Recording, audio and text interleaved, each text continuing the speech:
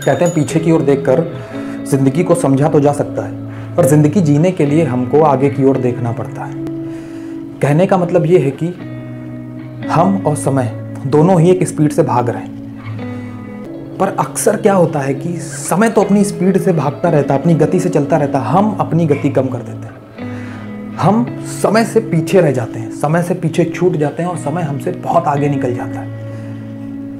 और ऐसा क्यों होता है कि हमारी और समय की जो गति है इसमें ज़्यादातर हम पीछे छूटते हैं पर समय हमेशा आगे निकलता है।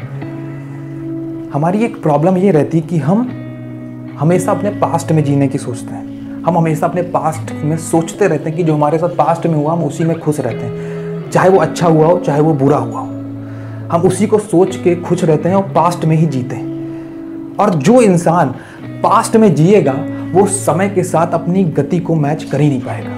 इस दुनिया में 3 तरह के लोग हैं। पहले तो वो जो चेंज को पहचान जाते हैं, जो बदलाव को भांप जाते हैं कि क्या चेंज हो रहा है और उस चेंज के हिसाब से अपने आप को चेंज कर लेते हैं। दूसरे वो लोग जो ये देखते हैं कि सामने वाले इंसान ने खुद को चेंज किया, समय के साथ खुद को बदला और वो ग्रो किया, तो वो उसको देख के खुद को भी समय के हिसाब से बदलते हैं और वो भी ग्रो करते हैं। तीसरी कैटेगरी वाले वो लोग होते हैं जो जिस जोन में हैं, जो जिस तरह से जी रहे हैं वो वैसे ही जीना चाहते हैं। वो समय के हिसाब से, समय के तरीके से जो बदलाव आया, जो चेंज आया, उस चेंज को एक्सेप्ट नहीं करना चाहते हैं, उस चेंज को अपने अंदर नहीं लाना चाहते। वो जैसे हैं वो वैसे ही जीना चाहते हैं। ऐसे लोगों के साथ प्रॉब्लम होती है। जितने भी बड़े बड़े इंडस्ट्रियलिस्ट हैं, जितने भी बड़े बड़े बिजनेसमैन हैं, जितनी भी बड़ी बड़ी कंपनियां हैं, ये जो सिचुएशन है, जो मांग है, समय के अनुसार जो चीज़ की मांग है वो उस तरीके से चीज़ों को बनाती हैं, उस तरीके से चीज़ों को डेवलप करती हैं।